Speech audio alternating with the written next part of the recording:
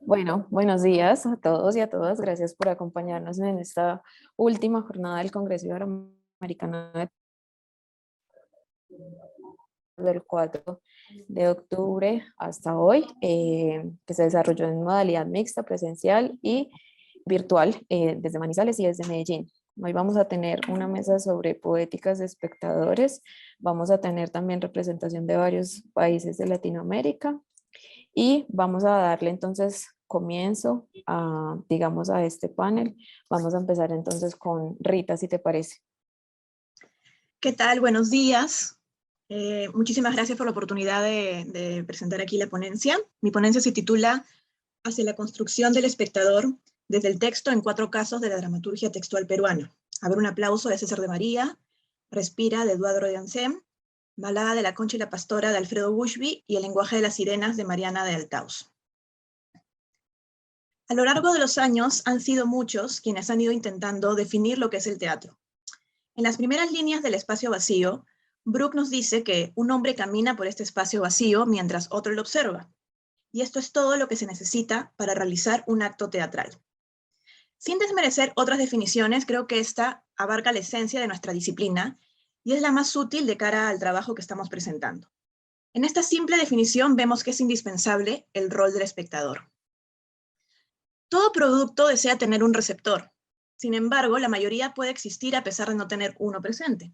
El teatro no es así. El teatro es arte vivo que requiere de un público en tiempo real, pero esto es algo que se aplica si hablamos de la representación teatral. ¿Qué sucede cuando hablamos del texto teatral? ¿Podemos ahí aplicar la misma mirada que usamos para el espectáculo o se rige bajo las reglas de otros textos literarios? Todo texto teatral escrito con el objetivo de ser representado encierra ya en él un potencial público. ¿Pero cómo lo hace? ¿Cómo se puede perfilar desde el texto y con tanta anticipación una presencia tan impredecible como el público?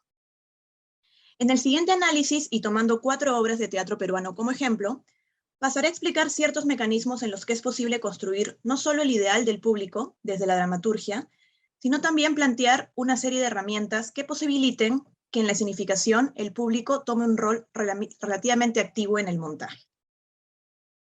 Magdalena Cueto, en su texto La función mediadora de la parte, el monólogo y la apelación al público en el discurso teatral, describe de forma acertada 3 estrategias muy usadas, conocidas y populares, en las que evidencia la función del espectador. Ella reconoce que hay una tendencia a la abolición de los límites entre la escena y la sala, y para ello convenciones como las estudiadas en su texto son herramientas ideales. De Marini lo confirma al reconocerlas como convenciones particulares que no vulneran el hecho teatral. Uberses nos comenta que estas convenciones construyen un espacio lúdico. En resumen, estas son formas largamente estudiadas, pues están presentes en dramaturgias desde la época clásica. Pero en este análisis me quiero centrar en algo más específico, que está ligado a las estrategias narrativas, que en ciertos aspectos parecen opuestas al teatro. Estas, en realidad, sirven en muchos casos para construir espectacularidad, y dentro de estas opciones está la construcción del espectador, o al menos la asignación a priori de su rol en el espectáculo. Los 4 textos estudiados plantean estilos dramatúrgicos diferentes, pero coinciden en que no son aristotélicos. Se apoyan en la ruptura, en la narrativa y en diversas convenciones para construir un discurso que, en los 4 casos, está ligado a una crítica social. Lo interesante de estas obras es que no solo se limitan a construir su discurso a partir de la interacción de los personajes, sino que recurren también a involucrar de forma más activa al receptor. Por ejemplo, en Balada de la Concha y la Pastora de Alfredo Bushby, nuestro primer ejemplo, podemos notar cómo desde el inicio se marca la relación escena-sala. Uno de sus personajes se llama presentador y se acota desde la presentación de los personajes que hay 2 personajes del público. Luego, la necesidad de un público determinado que se irá construyendo a lo largo de la obra se evidencia en una acotación como, y cito, cuando todo el público ya ha entrado, el presentador lo mira y sonríe. Fin de cita. El primer parlamento del presentador ya va perfilando al público, pues plantea interacciones que se presentan a la respuesta de este personaje. De ese modo, ficcionaliza en cierto modo a la audiencia, la hace parte de los niveles de realidad de la obra. Luego, presentador dará paso a los otros 2 personajes con sus nombres, sus roles, etc., y explicará brevemente cuál será su función al público. Esta situación resalta la artificialidad de los hechos. Resalta la idea de que lo que se ve es ficción. Cuando comienza la representación dentro de la representación, porque esta obra consiste en como un grupo de artistas que van de un lado al otro representando una historia, cuando comienza esta representación dentro de otra, automáticamente el público, ficcionalizado y presente, desaparecerá. Se indica que los personajes se encuentran solos, es decir, ya no observan o interactúan con el público como lo hizo el presentador. Todo el código de juego cambia, pues incluso el lenguaje se vuelve más abstracto, lo que de una u otra manera obliga a tener una audiencia más atenta que no deba perderse en el verso. A pesar de ello, hay momentos en los que el presentador tiene algo que decir, una reacción, algo espontáneo, que lleva de forma automática al público nuevamente al universo partido de la acción. De hecho, hay un momento que coincide con el clímax de la balada de esta historia dentro de la historia, en el que el presentador interrumpe la acción de Laios, uno de los personajes, para corregirlo. Le pide perdón al público, plantea una serie de indicaciones en la escena, le indica a este personaje actor cómo representar el momento, y luego en el texto se indica que una mujer del público pide que lo dejen continuar. Claramente en escena, esta mujer del público será una actriz insertada. Sin embargo, esta interacción da pie a que algún otro ser del público real también se sienta en la libertad de participar. Luego de esto, el presentador se disculpa y pide que se continúe, con lo que da pie a que el público nuevamente entre en la convención y se ensimisme en la balada. Casi al final de la obra sucede algo muy interesante. Cuando ya acabó la presentación de esta balada, que nos cuenta una escena de enfrentamiento y hasta cierto uso sexual entre dos personajes míticos, el presentador reflexionará acerca de la responsabilidad y la culpa. Luego de esto, desde el texto mismo se vuelve a marcar que una mujer del público interrumpe para opinar y luego lo hace un hombre, y estos entran en un debate acalorado sobre quién tiene la culpa. Este momento se supone que debe parecer espontáneo. Sabemos que es marcado porque lo leemos, porque el texto se indica, pero de cara a la escena esto debe parecer que no fue planeado y con esto se marca un accionar del público, o al menos se instaura el deseo de cómo debería ser este. Pues luego tenemos la siguiente acotación, cito: si personas del público intervienen, se debe continuar la discusión. Si esta se hace muy intensa o se aplaca, el presentador habla. Con esto se marca claramente que se espera, o al menos se da la posibilidad, de que el público real participe. En lo descrito anteriormente, podemos identificar una serie de estrategias que ha usado el dramaturgo para ir demarcando cómo ha de ser su audiencia. Claramente apela al metateatro y a la construcción y mezcla de diversos niveles de realidad, pero también recurre a la estrategia narrativa. Dota a sus personajes del rol de narradores que a lo largo de la obra no solo serán presentadores, sino también contextualizadores e incluso testigos de los hechos. Estrategia que acorta la distancia entre el público y la escena. En lo que dure la función, los asistentes a la obra, gracias a lo marcado por el texto mismo, serán ellos y serán otros. Estarán en silencio, pero también se les invitará a participar y viajarán de un nivel a otro constantemente. En nuestro segundo ejemplo, en El lenguaje de las sirenas, de Mariana Daltaos, no tenemos ni las mismas ni tan numerosas estrategias como en la obra de Bushby. Sin embargo, de forma más sutil, también crea un universo determinado en el que su espectador se moverá. Me parece importante detenernos un momentito en explicar el argumento de la obra. En esta obra vemos a una familia que es disfuncional, que no tiene los mismos puntos de vista sobre la vida. Hay una hija muy como ensimismada, un hijo que parece no tener mucho futuro, unos padres racistas. También está Juana, que es la persona que trabaja para ellos y que es constantemente ninguneada. Está Salomón, un socio del padre, que al menos para el hijo no es digno por no ser blanco, ¿no? Tenemos todos estos personajes y a esto se le suma un séptimo personaje, que es una sirena que ha botado el mar, ¿no? Porque esto se da en una playa como justo cuando va a suceder un tsunami, ¿no? Y a partir de esta presencia de la sirena se va a crear todo un conflicto en torno a qué se debe hacer con ella. Si se puede hacer un negocio, ganar plata, etcétera, etcétera. Y a todo esto se le suma también el conflicto de que no es la típica sirena, sino es una sirena chola, ¿no? Lo que evidencia nuevamente el conflicto en torno al racismo y la discriminación. La historia contada en sí misma ya procura tener un espectador ideal claro, a nivel discurso, ¿no? Pues es una clara crítica a la sociedad y el público debería ser aquel ciudadano que en mayor o menor medida se sienta cuestionado por estos hechos. A nivel formal, hay varios ejemplos de cómo se va configurando el público. Por ejemplo, el primer parlamento, donde habla Paul, el hijo, es claramente una narración que da contexto, dirigida al público. Este parlamento nos sitúa como público en dos lugares temporales diferentes, pues se narra desde un futuro, por lo que vamos a ver en escena se da en el pasado del personaje.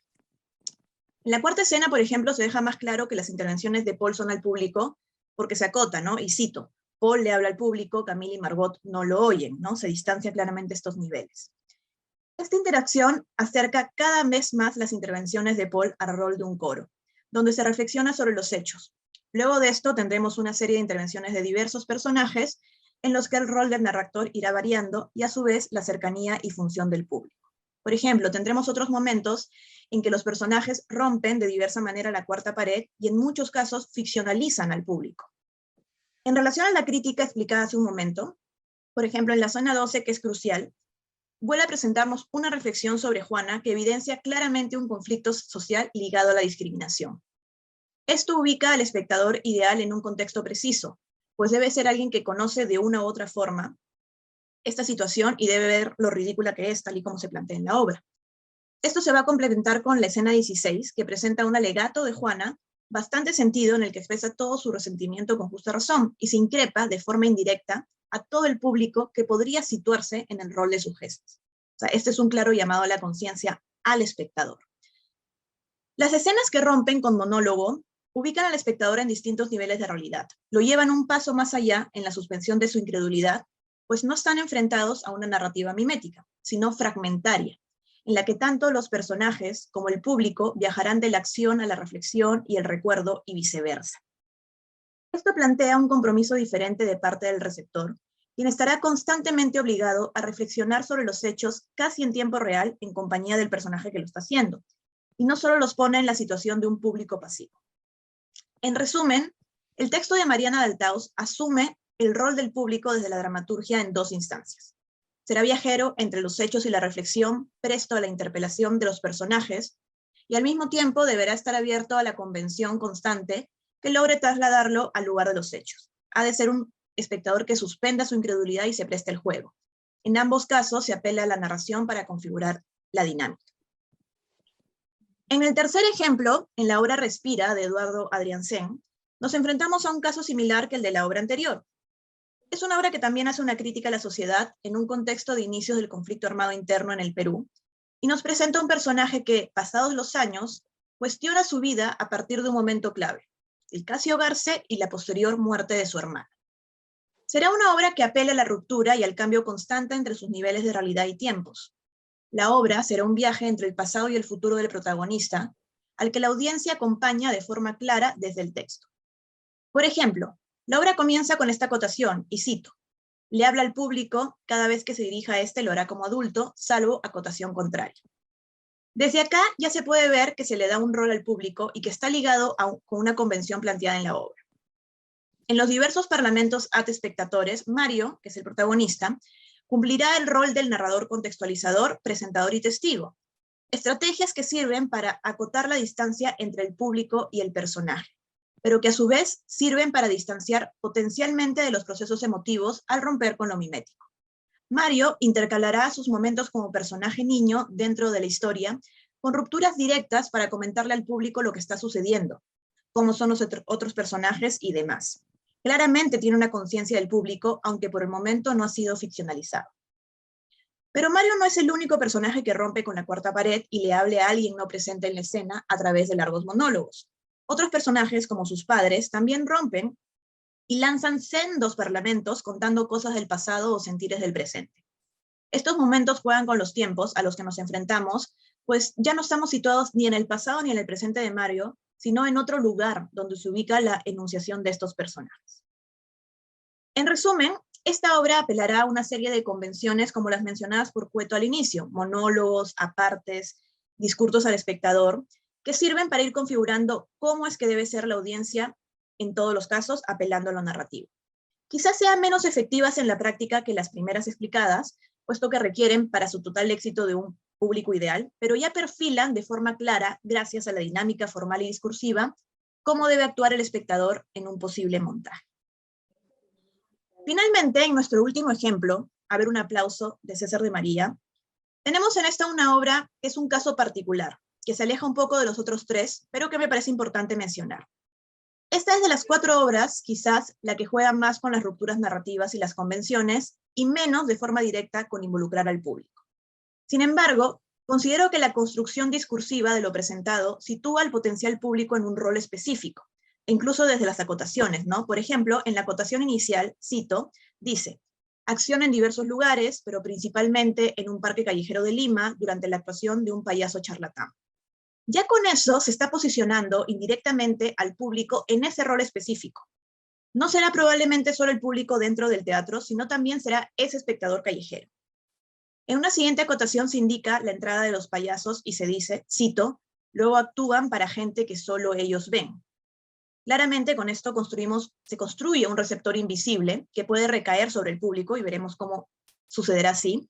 Y esto se confirma en los parlamentos siguientes, en donde Tripaloca habla con ese espectador ausente presente, interactúa con él de forma que parezca espontánea y permite, dependiendo del montaje, lugar a la improvisación.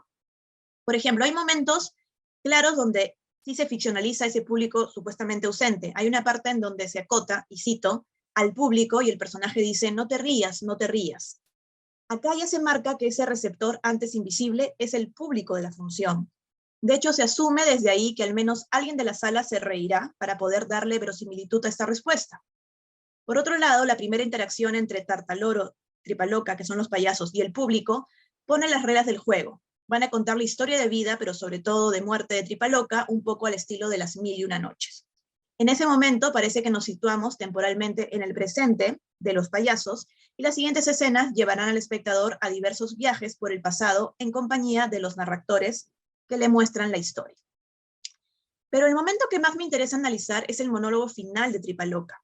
Se supone que es el último intento de narración, pero poco a poco empieza a convertirse en una increpación al público que está cargada de ironía y crítica. No se acota de forma directa esta indicación, en realidad es algo que queda al ojo de dirección. Sin embargo, la potencia del discurso de este monólogo hace inevitable que el receptor sea el público, pues no funciona si se asume que es un texto hacia alguno de los personajes o incluso hacia la nada. Acá vemos cómo desde el tratamiento de un tema específico, que es una crítica a la insensibilidad e injusticia social, con los parlamentos correctos, sitúa al espectador en la posición del responsable de dicha problemática, ¿no? Entonces le da un rol claro a aquel que está observando la obra. En resumen, estas 4 obras sirven como ejemplo de entre muchos otros que puede haber de cómo es posible crear una serie de dinámicas apelando diversas estrategias de representación escénica basadas en la narración, para configurar el rol del público desde el texto mismo. Vemos en estos ejemplos cómo se puede configurar el rol del público a nivel discurso, que suele ser el enfoque más estudiado, donde entra a tallar de forma más protagónica la noción de espectador ideal, y también se puede configurar a nivel formal, a partir de la ficcionalización directa o indirecta y los diversos saltos de realidad y tiempos, e invitándolos a una participación activa desde la acotación o el parlamento. Este último punto es el que más me ha interesado resaltar, pues mi objetivo ha sido identificar esta tendencia y a su vez poner sobre la mesa las herramientas dramatúrgicas usadas para construir el receptor. La idea no es analizar la recepción del discurso per se, eso se ha hecho en muchos estudios, ¿no? Sino analizar el rol dentro del universo de lo significado y su potencial de transducción escénica. Y en los 4 casos analizados, esta dinámica está marcada por el uso de diversas estrategias narrativas que están al servicio de la espectacularidad de la obra. Y con eso he terminado. Muchísimas gracias.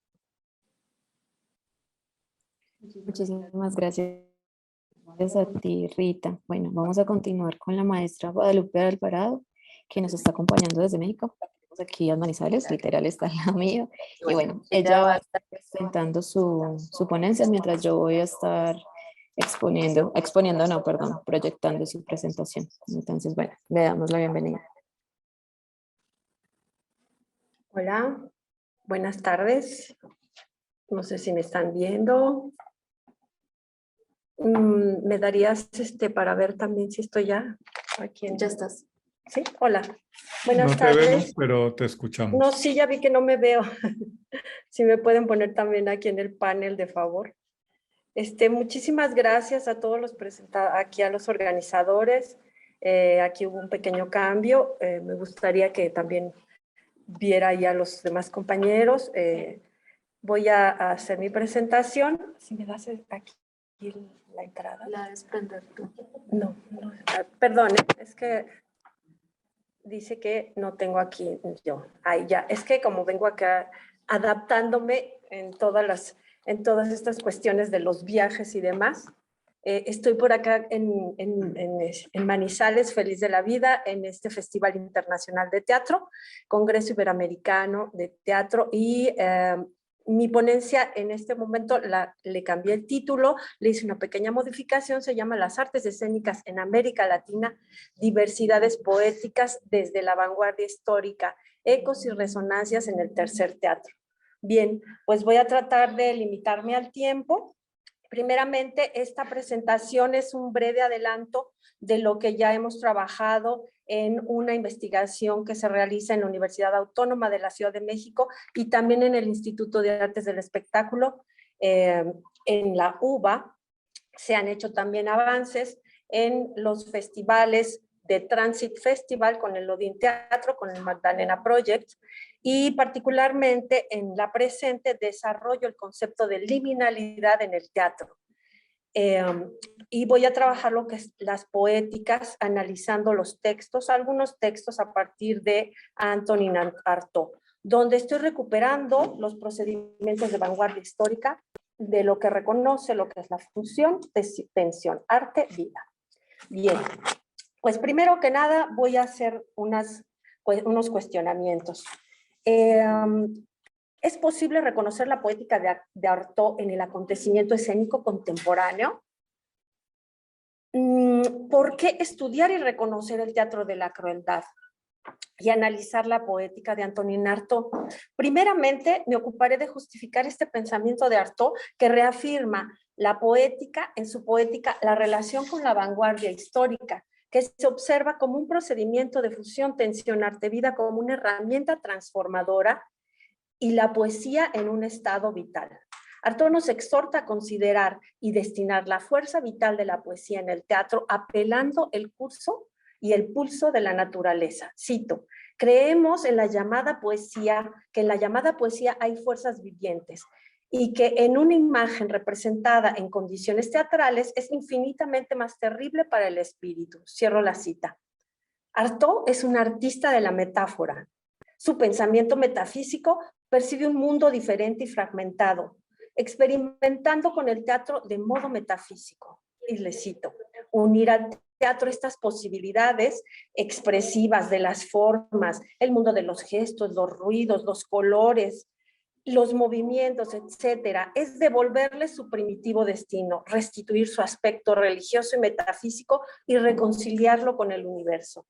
Cierro la cita. Estos límites entre la poesía y la vida, el estado metafísico y el teatro justifican la liminalidad, que a modo de fenómeno fronterizo se descubre como un elemento metodológico que denota estas tensiones entre los campos ontológicos en todos sus niveles: cuerpo natural, cuerpo poético, construcción poética, constructor poético.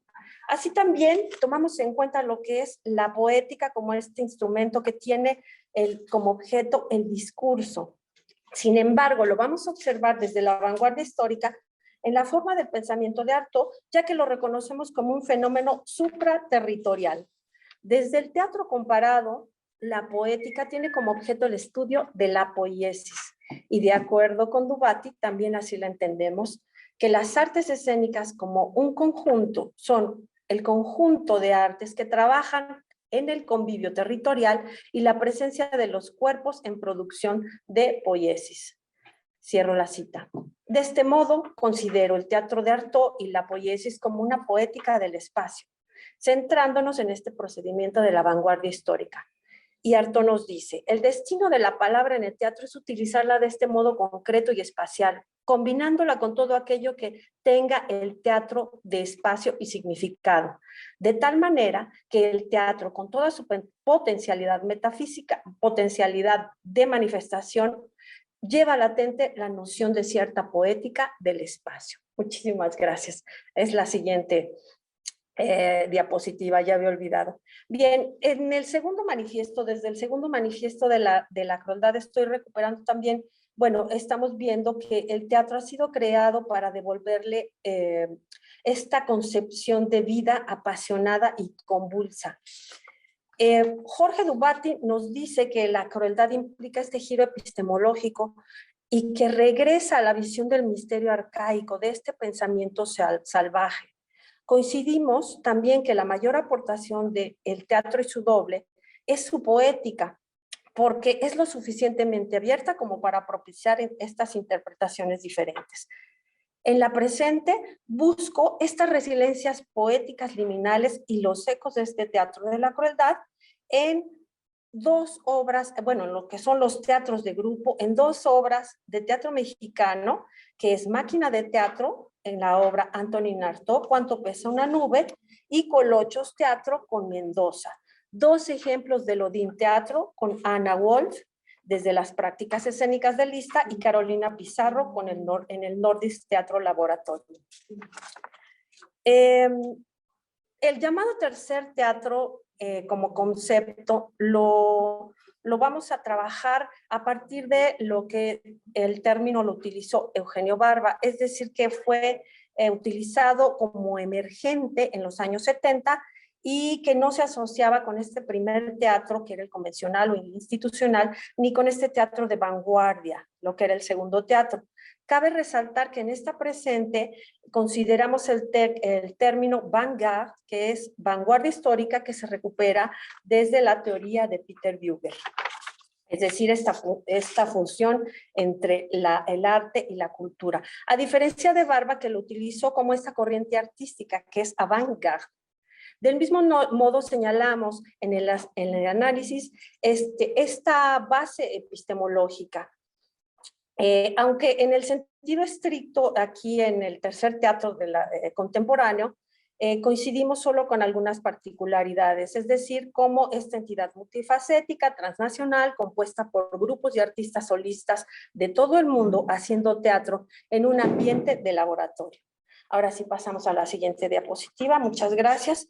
Primero voy a pasar a lo que es esta propuesta de la compañía de Máquina de Teatro, que desde el 2019 hemos podido darle un seguimiento.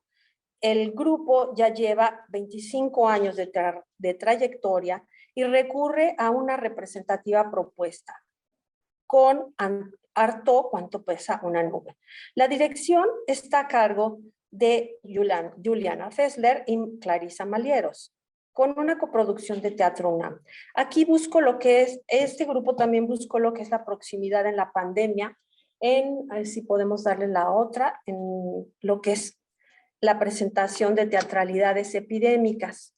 Antonín Artaud, el teatro y la peste. En esta propuesta, que fue modalidad en línea, se recuperan algunos elementos liminales. El montaje resultó ser una muestra de micropoética en el acontecer escénico mexicano, acertando un experimento híbrido liminal del teatro y video, entre convivio y tecnovivio, en un juego ambiguo con el espectador también, donde los actores también forman parte. Ernesto, ¿podríamos continuar con tu ponencia? Sí, no hay problema. Vale, Gracias. Gracias muchas por gracias. la Entonces, oportunidad. Ujú. Bien, adelante, por favor. muchas gracias. Bien, gracias a los organizadores del Congreso. Bien, a ver, voy a ser bastante puntual de repente también por el tema de los tiempos. Bien, entonces, básicamente la ponencia que he preparado se llama Representaciones, los problemas sociopolíticos del Perú en los discursos teatrales de algunas obras de Eduardo Adrianzen, más o menos del 2009 al 2021. Entonces, es lo que voy a comentar sobre algunas obras específicas. Para tener claro un breve resumen de lo que voy a hacer en esta presentación, ¿no? Es un trabajo que presenta una breve aproximación crítica interpretativa, comparando, ¿no?, algunas propuestas escritas o discursos poéticos o discursos teatrales, ¿no?, escritos por Eduardo Adrianzen, como el caso de la obra Respira, ¿no?, dirigido por Roberto Ángeles. Voy a tener en cuenta no solo el texto en sí, sino la presentación, ¿no? Entonces, la obra Respira, que fue dirigido por Roberto Ángeles, luego La eternidad de sus ojos del 2013, eh, Silencio sísmico 2016, ambas dirigidas por Óscar Carrillo, Aquello que no está, 2019, dirigido por Gonzalo Tuesta, y Somos Libres, dirigido por Leonardo Torres Vilar. Estas obras abordan temas sociales y políticos en el Perú, como la discriminación social, económica, cultural, étnico-racial, la corrupción, la política, el conservadurismo, la violencia, el conflicto armado interno, entre otros tópicos, pero a partir de estas obras podemos reflexionar de diversos discursos teatrales sobre los problemas sociales y políticos que afectan en su historia. Aparte de establecer cómo las obras de Adrianzen relacionan... ¿Se escucha o se...? ¿Sí? Se escucha, Sí, sí se sí, escucha. sí. Ahí ya, pensé que se había detenido por un momento. Bien, entonces, y lo que voy a tratar de establecer es cómo Adrianzen juega entre las microhistorias o las historias familiares o de los personajes como una especie de microuniverso que refleja el macrouniverso o los problemas sociales en el Perú, especialmente desde un foco de entornos sociales, principalmente en Lima. Bien, algo muy breve para presentar al autor, por más que ya lo hayan citado antes, creo que sería bueno comentarlo, ¿no? Es un reconocido escritor, dramaturgo peruano, ha escrito guiones de televisión, novelas, series, ¿no? En el Perú, bueno, famosas como Carmín en 1985, La Perricholi en 1992, Los de arriba y los de abajo en el 94, 95, Tribus de la calle, ¿no? Hay toda una serie de novelas, películas, no, novelas y series. Una reciente que más o menos sí es más conocida es El último bastión, que sí está en streaming, en internet, ¿no? Y bueno, también es conocido por su participación en una película emblemática, ¿no?, que es La ciudad de los perros, dirigida por Francisco Lombardi, basado en la obra, en la novela de Vargas Llosa, ¿no? Ahora, vamos a plantear un poco las obras de Adrianzen en tres momentos, o clasificarlas en tres momentos en el desarrollo de sus obras en el tiempo. Teniendo en cuenta, las nomenclaturas son mías, pero las ideas son de Alfredo Bushby, al menos de las dos primeras. Las primeras obras serían las obras postmodernas, que serían las primeras obras de Adrianzen que refleja un poco el mundo limeño de clase media, media alta, de fines del siglo XX, ¿no? Por eso Bushby las plantea posmodernas, al mismo tiempo románticas, pero posmodernas. Entonces, esas son las obras primeras, ¿no?, de fines de los 90 de Adrián Sem. Luego ya vendrían otras obras donde ya no están centradas en Lima de fines del siglo XX o inicios del XXI, sino ya buscan otro lugar, otro espacio y otro tiempo, ¿no? Como Lima en la época virreinal o colonial, o también historias que se suceden, por ejemplo, en Europa, ¿no?, y en los años 70, ¿no?, con juegos en el tiempo. Y bueno, las obras que yo voy a tratar serían de esta última etapa que podría clasificar o ponerle el nombre de miradas históricamente amplias, porque hay juegos en el tiempo y los personajes hablan de sus historias personales, pero también hay como una relación entre la microhistoria de los personajes, que vuelvo a decir es como una especie de reflejo de los problemas sociales y políticos peruanos, históricos y a un nivel macro, ¿no? Hay como una relación entre esos espacios, ¿no? Bueno, las obras postmodernas que menciona Bushby serían estas, ¿no? De repente un beso, Crystal Light, Tres amores posmodernos, Nido de palomas y El día de la luna, ¿no? Y la tercera, Juventud, que son obras, como hemos dicho, ambientadas en Lima en fines de los 90, ¿no? Las obras que podríamos llamar como retro están Espinas, que está ambientada en el siglo XVII, si no me equivoco, de la época virreinal colonial. Azul Esplendor, Resplandor, y bueno, Demonios de la piel, que es el que trabaja Bushby en un texto de manera más particular, como en posmodernos y románticos, eh, ¿no? La pasión de Pasolini, que habla, ¿no? De unos personajes ambientados en lugares de Europa y donde hay, eh, digamos, movimientos temporales en la historia. Entonces ya se aleja en espacio y tiempo de la Lima, digamos, contemporánea. Y bueno, las que voy a mencionar de manera más puntual serían las obras con una mirada, o que podríamos clasificar como una mirada histórica más amplia, que serían Respira, dirigida por Roberto Ángeles, La eternidad de sus ojos, Silencio sísmico, dirigida por Oscar Carrillo, Aquello que no está, dirigida por Gonzalo Tuesta, y Somos libres, dirigido por Leonardo Torres Vilar, ¿no? En el 2021. Entonces, a ver, sobre Respira, hay algo que se marca bastante, ¿no? Hay una crítica a la sociedad clase media, media alta limeña, cierta hipocresía, crítica al elemento católico, ¿no? Al elemento eh, también político, ¿no? Cierta inconsecuencia entre estos personajes, ¿no? De los diferentes personajes. Quiero mencionar algunas cosas muy breves, de repente quiero eh, tener en cuenta algo, ¿no? Entonces, eh, bueno, el periodo justo entre fines de los 70 e inicios de los 80, que tiene que ver con el inicio del conflicto armado interno en el Perú, y el personaje principal es Mario, ¿no? Que llega a los 40 años en el 2009, sin convicciones políticas, sin creencias religiosas, sin arriesgarse a vivir y a tener familia, un poco por el miedo a ahogarse en una clase de natación y también por la pérdida de su hermano, ¿no? Vinculado con el conflicto armado interno. También se evidencia el miedo a comprometerse, ¿no? De haber experimentado el autoritarismo, la violencia, la indiferencia retratada por los padres de Mario en cierta medida, los errores de una sociedad incoherente con sus principios religiosos católicos, como el sacerdote, el padre Simón, que lo podríamos decir que hay una especie de construcción de personaje, con un personaje eh, con unas inclinaciones a la pedofilia y avaro, o el personaje de Erlinda, ¿no? Abuela fanática de Walter, ¿no? Compañero de la primera comunión de Mario, ¿no? Que es un niño muy puro, inocente, ¿no?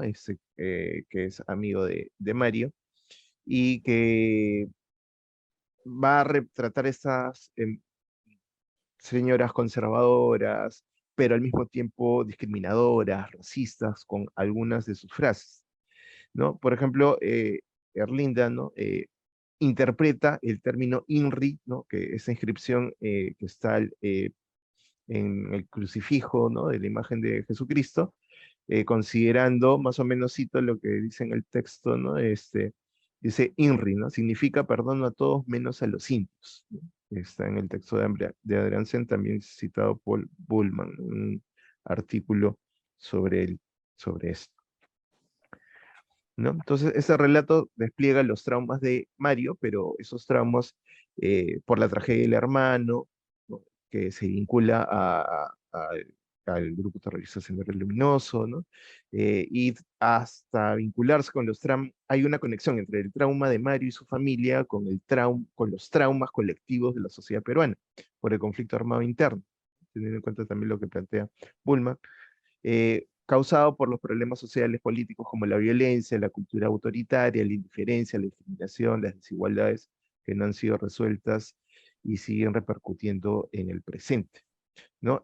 Otro personaje sería la incoherencia política del padre de Mario, ¿no? Que es alguien con tendencias políticas de izquierda, que incluso fue y habla de un viaje a Cuba, etcétera, pero en el fondo es alguien más o menos acomodado, que participa políticamente, pero es alguien distante de los problemas reales de la sociedad. Y hay un monólogo, eh, eh, creo que es importante.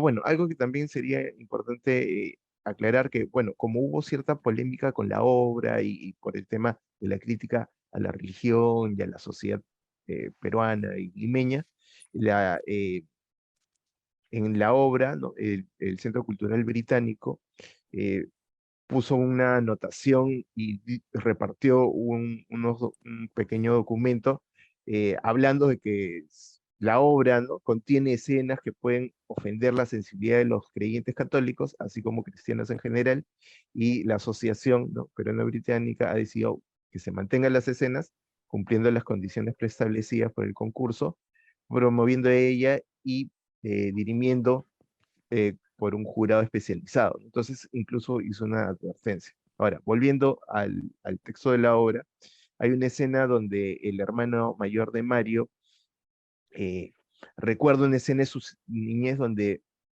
ve, ¿no? la indiferencia de su familia frente a la pobreza, ¿no? Entonces, voy a citar ese fragmento del monólogo del hermano de Mario. Dice, ya había llegado la sopa guantán, la gallina tipaicay, el chaufa, el camblum, el chancho al ajo. Yo miraba fascinado la mesa repleta de comida y papá era feliz al verme devorando tantas delicias. De pronto se acercó a la mesa un niño exactamente mi edad, unos 8 9 años más o menos. No estaba sucio ni parecía lumpen, solo era pobre. Llevaba en los ojos la mirada del hambre, una herida en las pupilas imposible de curar en 1000 años. Mamá se incomodó. Papá le dijo, no gracias, chiquito. Le ofreció una gaseosa, porque el niño también empieza a recitar un poema, aunque él dice recitación, ¿no? Como una, una forma de hablar que marca un poco también su clase social, ¿no? Su pobreza. Y frente a eso, ¿no? La mamá se incomoda, el papá le dice, no, chiquito, le ofrece una gaseosa, y dice, cito de nuevo, ¿no? Me quedé inmóvil. Nadie habló el resto de la cena. Yo jamás olvidé sus ojos carcomidos por el hambre, ¿no? Muestra un poco esa indiferencia. El padre, por más que pertenecía a un partido a partidos políticos de izquierda, no tenía esa sensibilidad frente ya. Vemos a esa sensibilidad frente a la pobreza, a la desigualdad. A ver, para de repente terminar de manera más puntual algunas ideas, eh, aparte de Respira, está La eternidad en sus ojos, ¿no? Donde vemos a Nina y Leonardo, ¿no? También hay una historia desde el hijo, ¿no? con la Nina mayor, que recuerdan a una profesora de literatura y su estudiante, que se encuentran clandestinamente en un hotel, en una relación clandestina de 10 años, a la par, ¿no? que hablan del conflicto armado interno, de la crisis económica de la época, y digamos, esta crisis y esta imposibilidad de la felicidad puede estar conectada también con el contexto, ¿no? De corrupción, de crisis económica y crisis política que se da en su entorno, ¿no? En esos años también durante el conflicto armado interno. Ya de manera un poco más actual, Silencio Sísmico plantea el deseo de una joven de salir del Perú por los problemas políticos que hay y tiene una serie de sueños y recuerdos familiares, ¿no? También la indiferencia, una mujer que vende golosinas en la calle y que es indiferente frente a los personajes, de repente frente a un restaurante gourmet, ¿no? O también problemas se retrata una especie de sueños de personas que están haciendo cola para recibir víveres de un partido político, ¿no? A cambio de votos, plasmando un poco ese clientelismo que hay en la política peruana, o ese deseo por salir, ¿no? También hay una escena interesante de un grupo de personas que quieren hacer un comercial para un partido político, pero por no poder definir y no poder acordar qué cosa decir y cómo decirla, simplemente se les va el tiempo alquilado para la sesión y para la grabación, ¿no? Entonces hay una serie de problemas, ¿no? que continúan, que están ahí perennes, también una escena de unas mujeres en una casa o club de playa de dinero y que también se evidencia su racismo, su discriminación frente a los jóvenes que los atienden en esta casa o club de playa. En aquello que no está, ¿no?, dirigido por Gonzalo Tuesta, también es la historia familiar, ¿no?, de la familia Ackerman, pero también contextualizado en los problemas que hay, ¿no?, entre mediados del siglo XX a finales, hasta finales o inicios del siglo XXI. Golpes de Estado, corrupción, también el tema del conflicto armado interno, ¿no? Surgen personajes también como la hija de la familia, ya con una visión feminista o de un rol de mujer más, vamos a decir, más activo, ¿no? Diferente al de la madre. Bueno, por último, ya para ir acabando, está Somos Libres 2021 de Leonardo Torres Vilar, que retrata la llegada de San Martín a Lima y cómo hay esta hipocresía por parte de la élite limeña frente a la llegada y temas de discriminación frente a las poblaciones afrodescendientes o mestizas en la Lima y el miedo al cambio del virreinato a la libertad, ¿sí? Bueno, hay una obra reciente que no voy a mencionar, solo que se llama Cuídate de mí, que retrata la época virreinal, el siglo XIX y el siglo XX, también para retratar estos problemas de discriminación, pobreza y los conflictos de interacción entre eh, la sociedad peruana.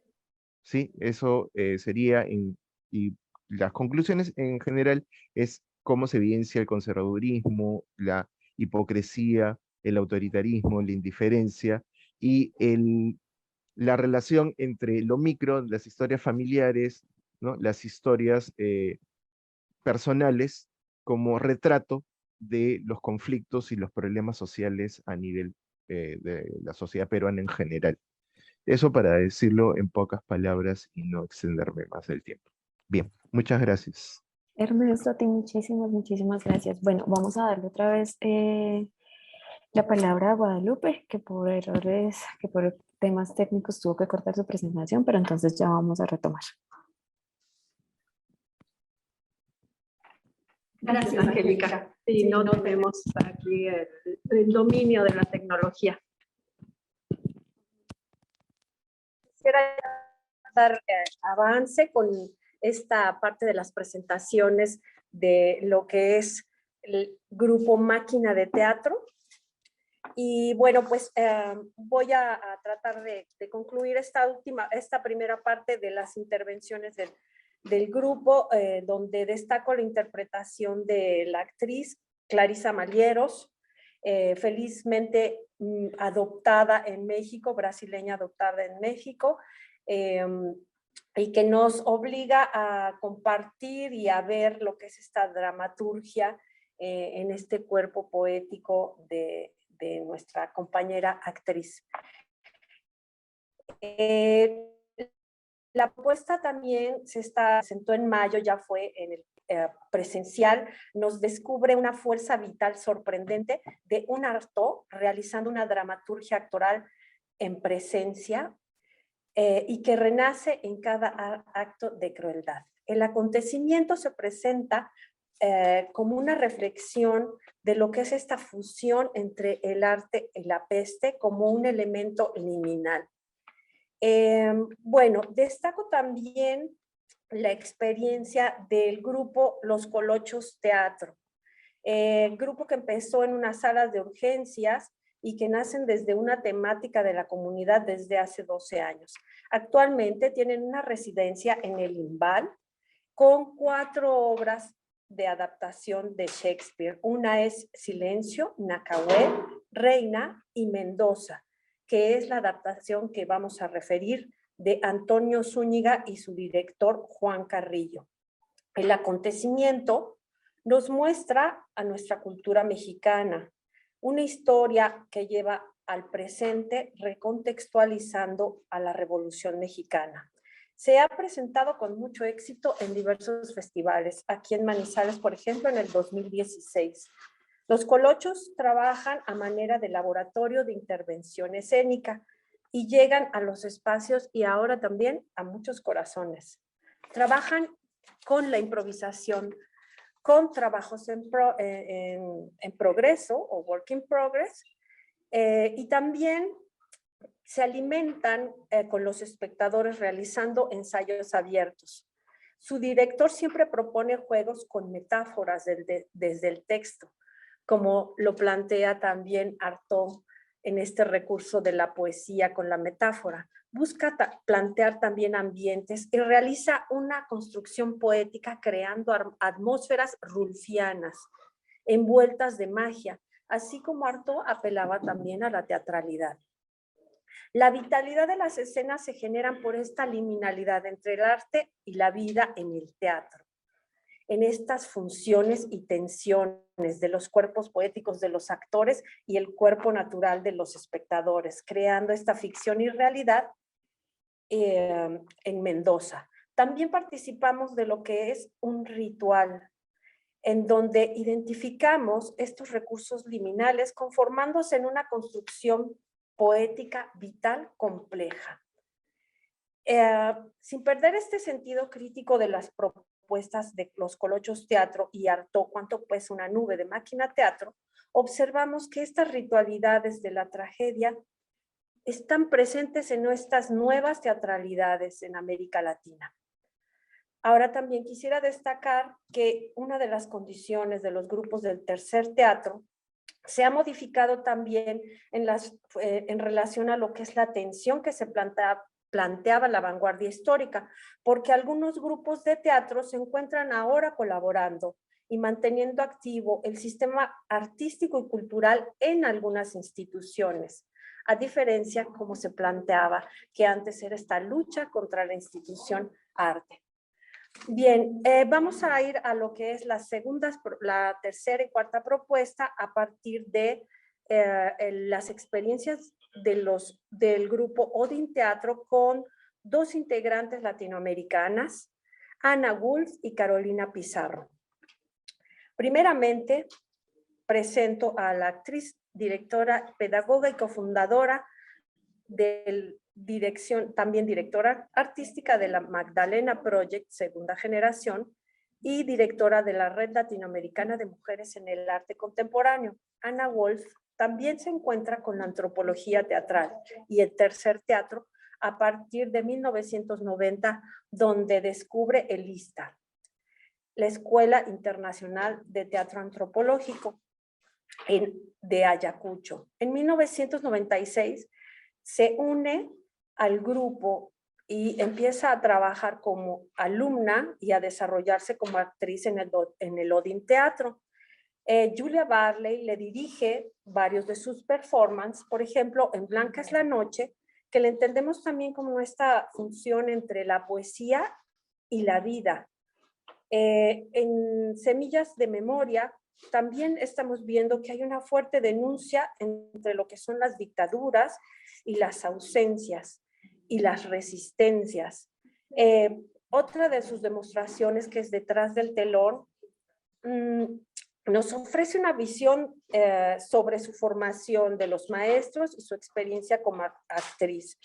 El mundo mágico del teatro y la presencia, el mundo real del entrenamiento, es decir, el estar aquí ahora.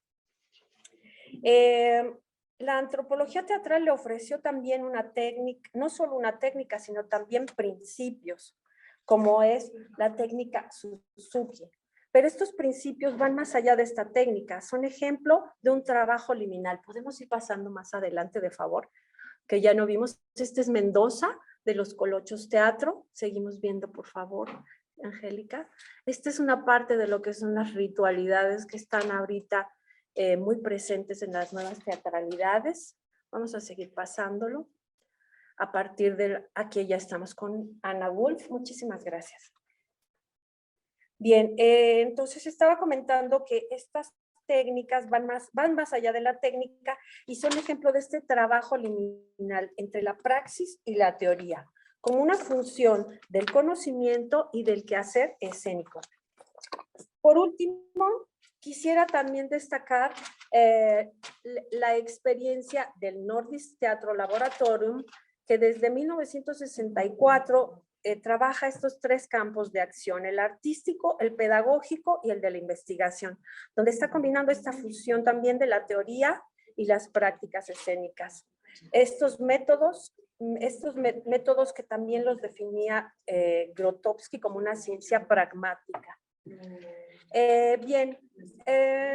Voy a comentar lo que es la experiencia de Carolina Pizarro, que nos habla sobre su formación, en donde ella nos comparte, digamos que cuatro etapas de lo que es formación, donde la primera parte ya está trabajando lo que son las acciones, descubriendo estos ritmos diferentes, entrenamientos vocales. Un segundo nivel, donde crea sus pequeñas escenas individuales y formación dramatúrgica.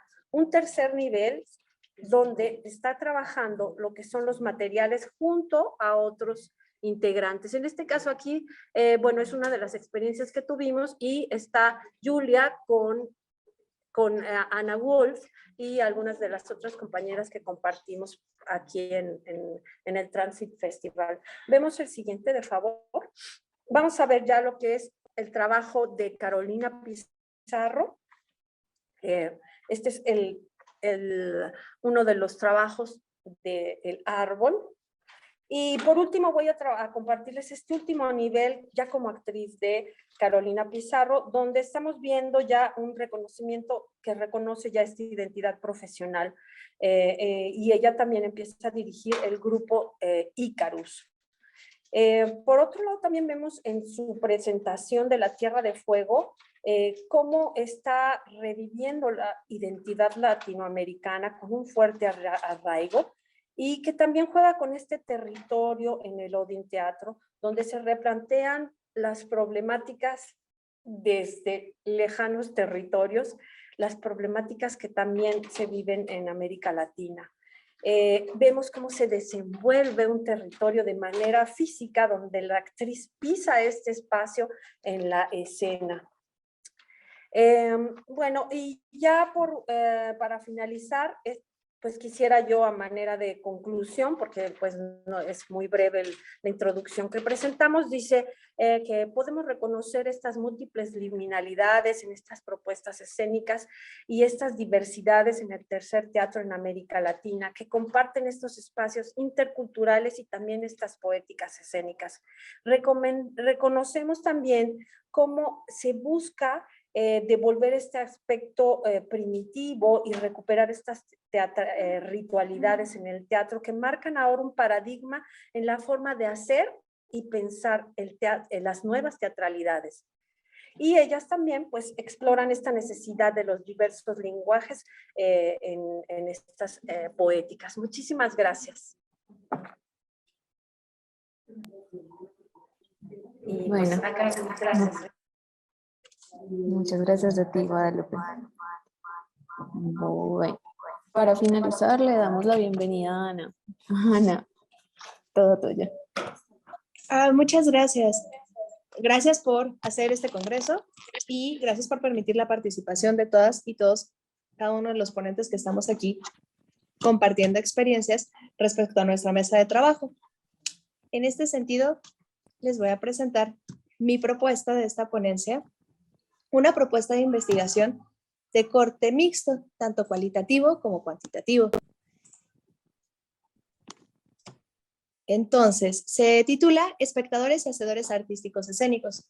Reconocer la infancia y la adolescencia como eje fundamental del entramado social y agente cultural activo. Mi nombre es Ana Victoria Jiménez Contreras y reitero el gusto de estar con ustedes y agradezco a los organizadores del Congreso. La presente ponencia reflexiona sobre la condición del público infantil y adolescente en las artes escénicas, específicamente en el teatro, reconociendo a tal segmento poblacional como espectador, pero también como hacedor de sus propios procesos creativos.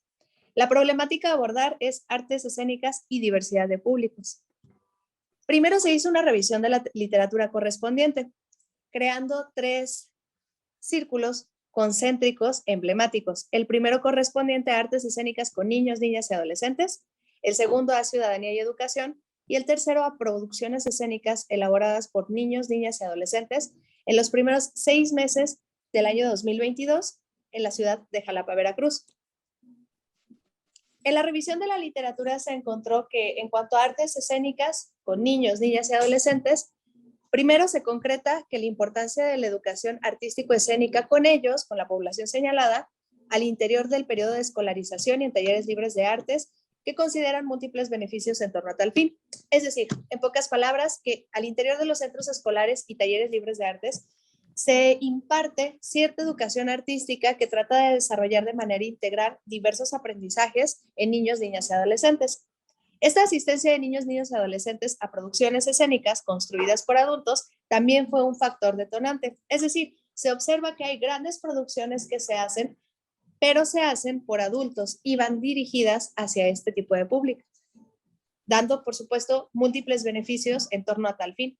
Se postula salvaguardar los derechos culturales, artísticos y humanos de niñas, niños y adolescentes a través de la educación artística. A su vez, en la revisión de la literatura en cuanto a ciudadanía y educación, hablar de ciudadanía es un tema que ha tomado gran importancia en los últimos años. Tanto porque, al menos en América Latina, se ha mostrado una condición de fragilidad respecto a su formación en ella. La región ha progresado de manera insuficiente e incluso en algunos casos ha involucionado.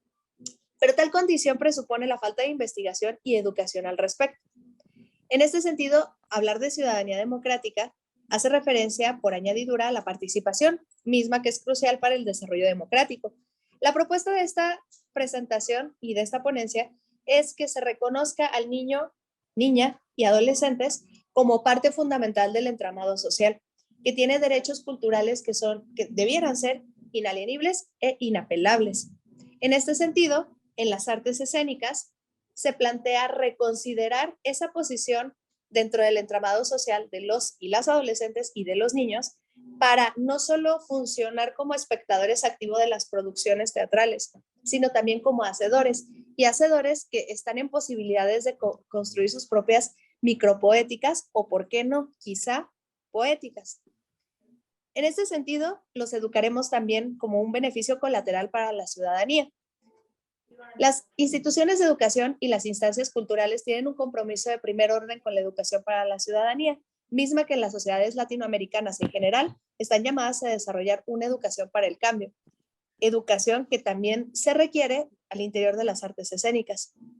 Partiendo de los apartados anteriores, se concluye que la educación para la ciudadanía democrática en nuestro país, México, enfrenta áreas de desarrollo en cuanto a construcción de participación desde tempranas edades. Esto atañe a niños, niñas y adolescentes.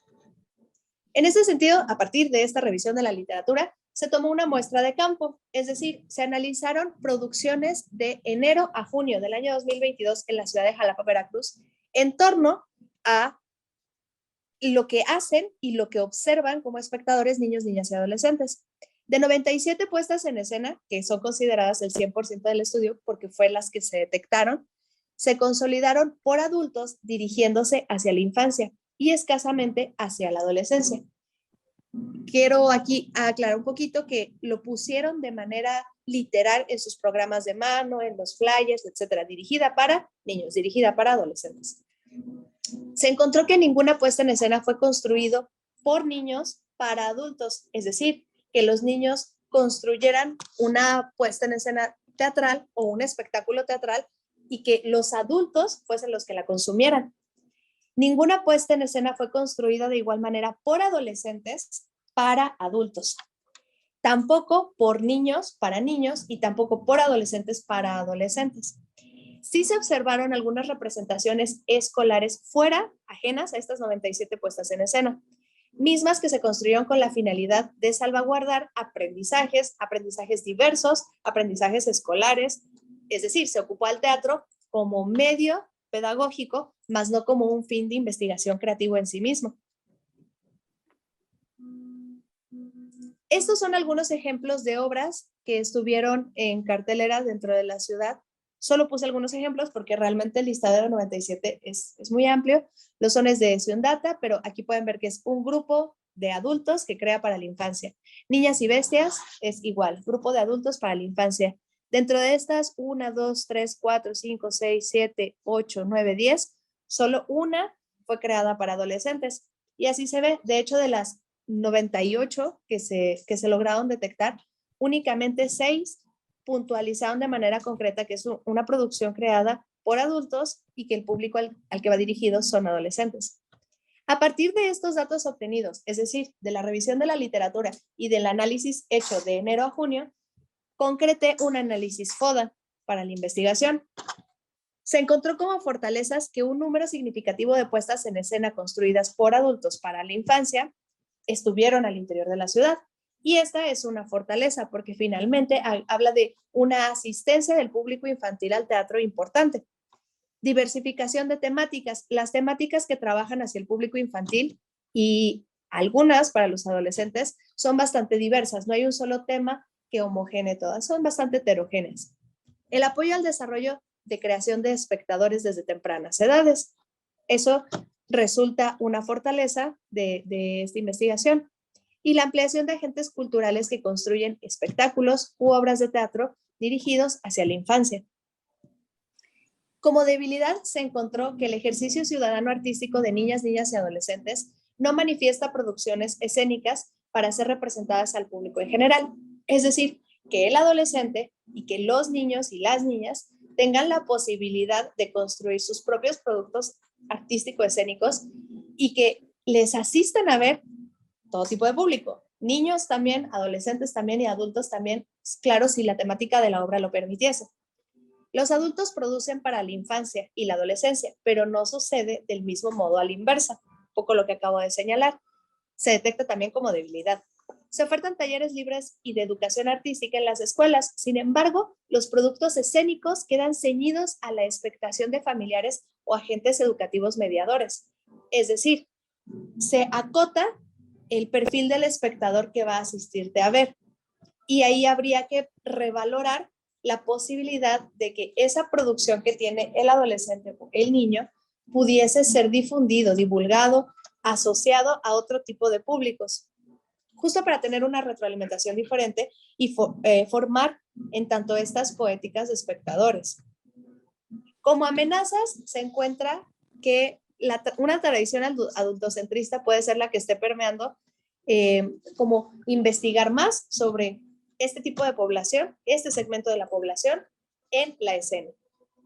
Que la innovación en la práctica puede ser difícil en tanto que hay poco camino recorrido al respecto, hay pocos espacios culturales pensados para tal fin y que la debilidad de contenidos previos respecto a la difusión de espectáculos referentes no se ha divulgado de una manera tan loable. ¿A qué me refiero?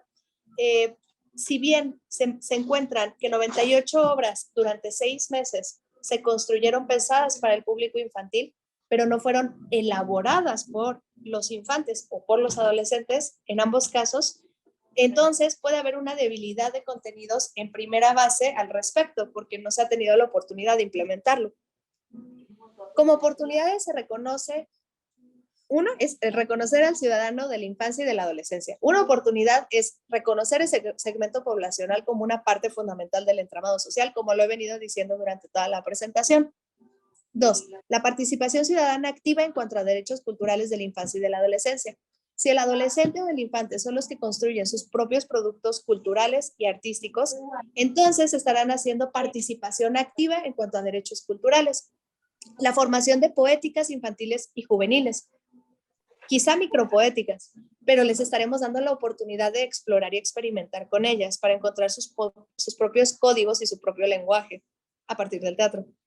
Investigaciones de campo innovadoras en materia y reconocimiento de la niña, el niño y adolescentes como agentes culturales de cambio que son escuchados en las artes escénicas. Y bueno, finalmente se presentan las referencias correspondientes a la presentación.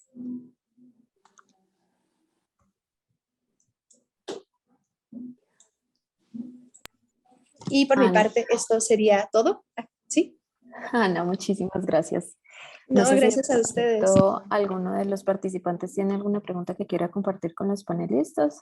O si ya le vamos dando entrada a la última conferencia y el cierre del Congreso. Si no hay ninguna pregunta por aquí, bueno, nada, muchísimas gracias Guadalupe, Ana, Ernesto y Rita por haber participado en esta mesa. De verdad que ha sido todo Un honor y un placer contar con ustedes. Nada, nos veremos entonces y pasamos al siguiente enlace para la conferencia de cierre. Muchas gracias a todas las asistentes Gracias. también. Gracias, gracias, muchas Gracias. gracias.